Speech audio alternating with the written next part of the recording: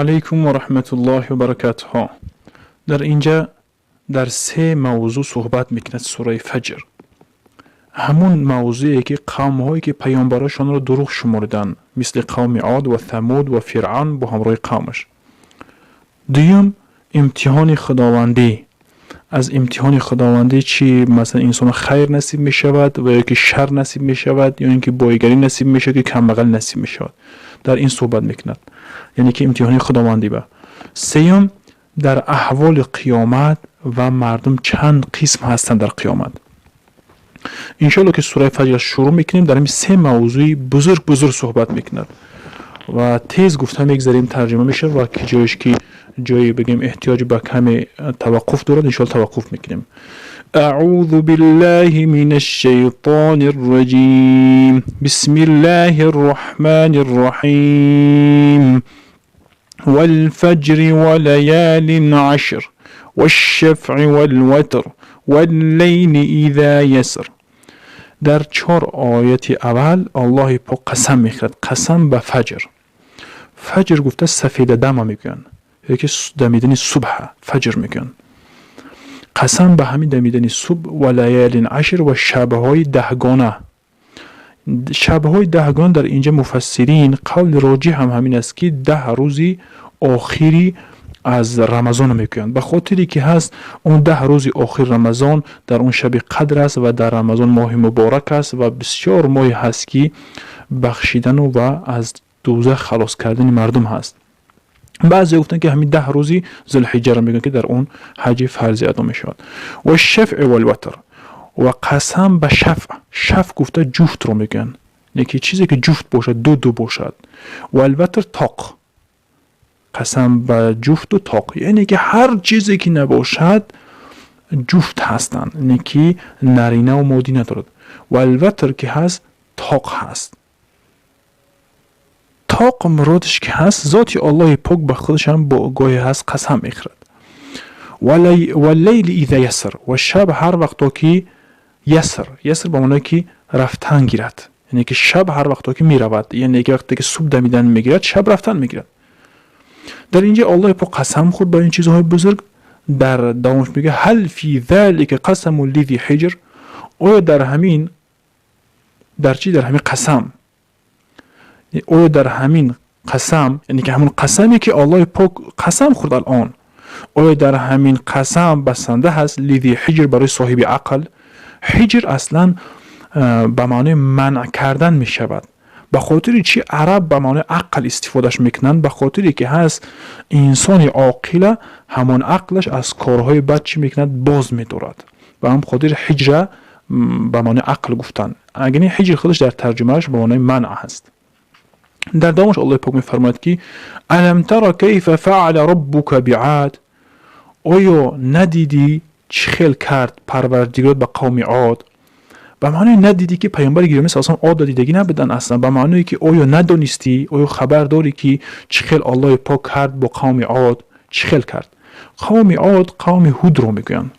هود علیه السلام قوم عاد، یعنی که همه هود علیه السلام پیامبری بوده که برای قوم عاد فرستاده شده بوده. اون عذابی که برای قوم عاد فرستاده بود الله پاک شمال سخت فرستاده بود. ارم ذات عماد. و چی میگه؟ آیا نه تو خبر نداری چه خیل کرد پروردگارت با قوم عاد و قوم ارم ذات العماد بود؟ ارم گفته یعنی که همون قومی که بودن دیگری قوم عاد نامشون ارم بود، یعنی که باباهای همون ها بگیم، میگه قوم دیگری همین عاد با نامشون ارم بود که ذات العماد بودن. ذات العماد گفته دارای ستون ها. به خاطر چی الله پاک خیلی گفته است؟ یعنی که ارم صاحب ستون بودن به معنی که بسیار قوتی سخت داشتن و قامتی بلند داشتن. التي لم يخلق مثلها في البلاد. همونی که التي همون برای مؤنث میگم، قوم هایی که خلق کرده نشده بود مثل همون ها فی البلاد در شهرها. و دیگر که قوم ثمود میگد و ثمود الذين جابوا الصخر بالواد. و آیا خبر نیامد از تو را و نمیدونی که نبی صلی الله علیه و آله الله پاک و ثمود که هم الله پاک کرد با قوم ثمود که جابوا الصخر بالواد، جعب الصخر گفته به معنای بریدن می شود، یا اینکه به معنای سنگ تراشی و بریدن. همون ثمودی که اونقدر با قوت بودن که جعب الصخر بریدن سنگ ها را بالواد. بواد گفته که وادی قراش میگن یک جا و مکان هست، یعنی که بسیار قوم ثمود بسیار قومی با قوت بودن، اما الله پاک اونها رو عذاب داد و به آسانی عذاب داد. چه خیلی یک آواز سخت فرستاد به آنها که میخواد به موقع با قوتی با موقع بلند بودن قدهاشون مردن رفتن. و میگه که بود دیگر و قوم فرعون میگه و فرعون ذی الاوتاد. آیا تو نمیدونی الم تر کیف فعل ربک بعاد؟ و ایران رو چخیل کرد و عاد رو چخیل کرد و ثمود بگیم چخیل به حال آنها کرد و فرعون چخیل الله پاک عذاب داد. و فرعون ذی الاوتاد، و فرعون کی صاحب اوتاد بود. اوتاد گفته به معنای میخ می شود. میخ یعنی که فرعون صاحب میخ بود. چخیل یعنی که بسیار لشکری با قوت داشت و بسیار خانه های با قوت داشتن. همین خیل بگیم که الله پاک تشبیه به میخشان کرد، بسیار با قوت بودن و بلند بودن و لشکر داشتن و دولت داشتن و نه که اما الله پاک اونها را عذاب قطعی چی کرد؟ نیست نابود کرد که فرعون و لشکرش رو همش رو غرق کرد یک باره. همین قوم ها الذین طغوا فی البلاد، همون هایی که همون قومی بگیم که سگانه، یعنی که عاد، ثمود، فرعون و قومش کردن طغوا فی البلاد، طغیانگری کردن در شهرها، یعنی که بسیار سرکش و حدود الله گذراندن. فاکثروا فیها الفساد، و زیاد کردن در همون چی فساد را. فصب علیهم ربک صوت عذاب، پس ریزاند بر بالای همونها ربک پروردگار صوت عذاب را. صوت عذاب گفته تازیانه عذاب را، یعنی که شلاق عذاب بالای اونها چی کرد؟ ریزاند. چی خیل به خاطر چی الله پاک میگه ریزاند؟ میگه یعنی که یک بار عذاب بالای اونها بارونید. صوت عذاب یعنی که یک خمچین، یک شلاق عذاب است. این میگه الله پاک اگر من عذاب حقیقی رو به شما بفرستانم در هر آینه شما تیکه پاره میشوید. اما همون طرف اینها همه خیلی شدن. این ربک لبالمرصاد، بیشک پروردگار تو چی هست؟ لبالمرصاد، البته به مرصاد هست. مرصاد کمینگاه رو میگن، یعنی که جایی که از اونجا الله پاک مراقبه میکند و نگاه میکند. مرادش چی است؟ یعنی که الله پاک هر آینه شما را مراقبه کرده است. شما پروا نکنید، شما گمان نکنید که شما را هیچ نفری نمیبیند و هر آینه میبیند اون ذات پاک و شما را گاهی هست که میگیرد به گناهایتان. انا که در اینجا امتحان را گفته است. امتحانی که الله پاک عقیده کفار همین بود که کدام نفری که پولدار میشید اون به قدر بود در نزد الله و کدام نفری که کم بغل میشید اون خوار و ذلیل است. این عقیده مسلمان نیست، این عقیده کفار هست. الله پاک در ذکر میکنه، میگه فاما الانسان اذا ما ابتلاه ربه فاکرمه و نعمه فیقول ربی اکرمن. پس اما انسان را که هر وقت که ابتلا کند رو الله ابتلا گفته امتحان کند رو پروردگارش، فاکرمه، پس اون بگیم که اکرام کنه، به معنی که هر چی بدهد به اون نعمت بدهد. و نعمه، اکرام گفته اصلا یک کس حرمت و بگیم که یک آبرو بدهد. و نعمه و نعمت بدهد. فیقول ربی اکرمن، پس میگفت که پروردگار ما چی کرده است؟ میگه اکرمن، اکرام کرد مرا. اکرام کرد به معنایی که مرا اختیار کرد، آبروم داد. من در نزد این الله پاک انسانی دوست داشته بودم که من اینقدر مال داد. انا دویم نفری که و اما اذا ابتلاه فقدر علیه رزقه فیقول ربی اهانن. اما انسان، اما هر وقت که ابتلا کنند همون انسان را الله پاک امتحان کنند به الله پاک، فقدر علیه، پس تنگ کند بر هم رزقش رو، که کم کند بر بالای هم رزقش رو، فیقول ربی، پس میگه پروردگار مرا اهانن. اهانن گفته اهانت کرد مرا، به معنای که مرا خار کرد، مثلا اینکه ناچیز کرد مرا، نه که من کم بغل هستم انسانی ناچیز بدستم. نه که الله پاک میگه کلا، خیلی نیست، یعنی که خیلی نیست. این امتحان الهی است که تو را فقر کرد که تو چی قدر از الله راضی هستی، تو را بایگری و مال و ملک داد که تو چی خیر میکنی در دین الله. این امتحان از این روز قیامت پرسیده میشه. میگه این از دوم آیات فهمیده میشه. کلا، هرگز خیلی نیست. این گمانهای شما گمانهای اسلام نیست، این گمانهای شما گمانهای خوبه نیست. میگه بل لا تکرمون الیتیم، بلکه شما اکرام نکردید یتیم را. یعنی که الله پاک شما را امتحان کرد، شما حق یتیم را ندانستید، شما اون بگیم چی نکرد؟ اکرامی نکردید. ولا تحاضون علی طعام المسکین، و شما تحاضون در سوره والله ما اون با اومده است که ولا يحض على طعام مسکین و تحاضون، اینو به معنای مناسب بگیم یعنی که ترغیب نکرد بر طعام چی مسکین ها، یعنی که یک دیگرشون ترغیب نکردن که بی برادر مسکین ها را دستگیری کنیم. الله پاک ما را اکرام کرد، نعمت داد. و دیگر کس و تأکلون التراث اکل لما، و شما میخورید تراث، گفتن میراث را. میراث به معنای ترکش میگن که در جاهای خمون هم میراث یعنی که میخورید شما میراث را اکلا خوردنی لما با یک بارگی یا که سرجم. چه خیلی مرادش چی است؟ یعنی که شما نمیگید که حق اون کی است حق کی نیست، شما مال میراث را میخورید. یعنی که در زمان همین پیش هم حالا هم زنها حق نداشتن در میراث بری، اما الله پاک میگه این خیلی نکنید، میگن مال یتیم ها را نخرید. مالی مثلا که میراثی که حق دیگر، حق اکا و دادر و بگیم حق برادر و خواهر است، اون حقاشون ادا کنید. یعنی که شما اینو پروا نمیکنید، حرام است خلاص میخرید. و تحبون المال حبا جما، و دوست میدارید مال را حبا گفته دوست داشتنی، جما گفته زیاد و سخت. بسیار شما مال را دوست میدارید و سخت دوست میدارید.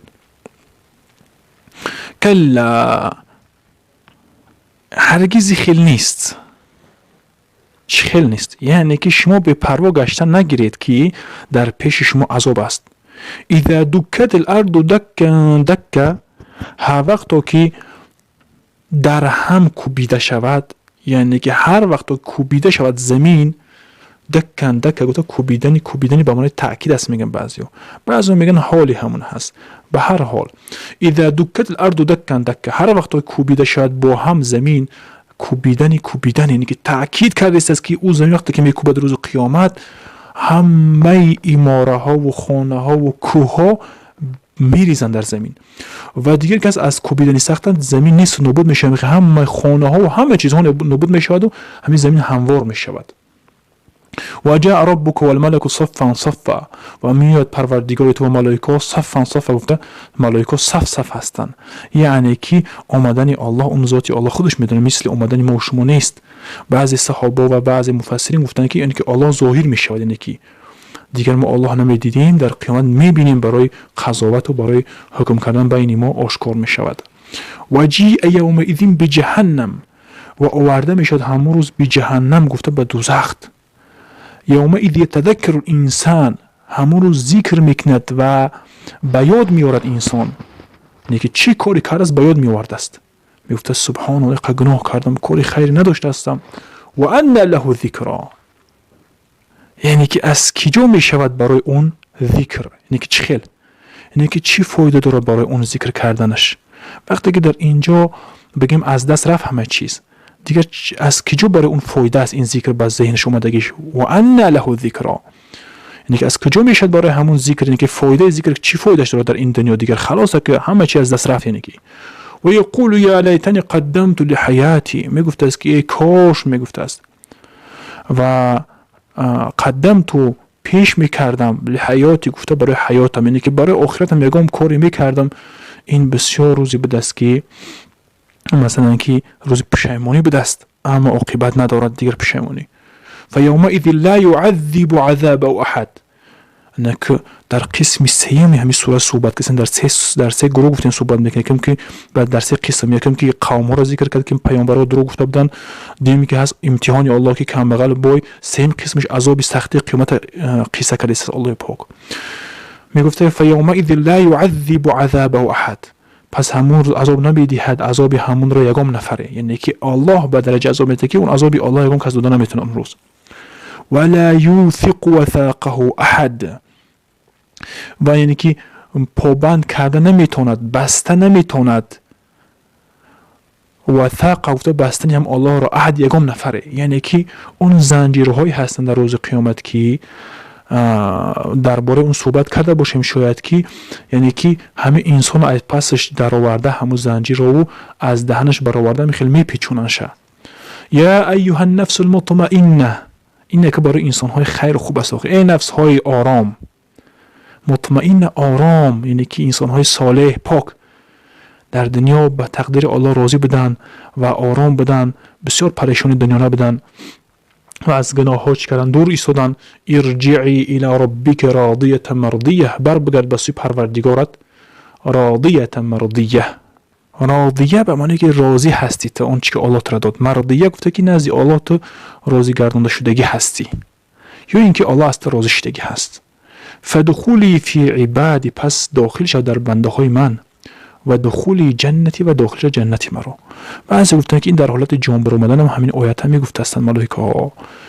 الله پاک میگفته است که ارجعی الی ربک، بگرد به سوی پروردگار که راضی هستی تو در نزد الله، مرضی راضی گردانده شدگی هست. یعنی که از تو راضی هست الله و تو راضی گردانده شدگی هستی ان شاء الله در جنت. والله اعلم و علم. السلام علیکم و رحمت الله و برکاته.